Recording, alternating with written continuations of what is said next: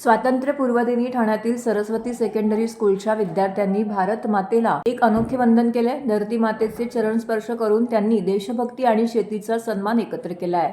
सोबतच पेरणी ते कापणी या शेती प्रकल्पाचीही सुरुवात झाली। सरस्वती मंदिर ट्रस्ट संचालित सरस्वती सेकंडरी स्कूलने यंदा स्वातंत्र्य दिन वेगळ्या पद्धतीने साजरा केलाय। शाळेच्या विद्यार्थ्यांनी थेट शेतात जाऊन मातीला अर्थात धरणी मातेला स्पर्श केला आणि भारत मातेला वंदन केलं आहे। देशासाठी प्राण देणाऱ्या सैनिकांसोबतच अन्न देणाऱ्या अन्नदात्याचा सन्मान व्हावा हा यामागील उद्देश आहे। याच वेळी शाळेच्या 2026 पेरणी ते कापणी या उपक्रमाची सुरुवात करण्यात आली।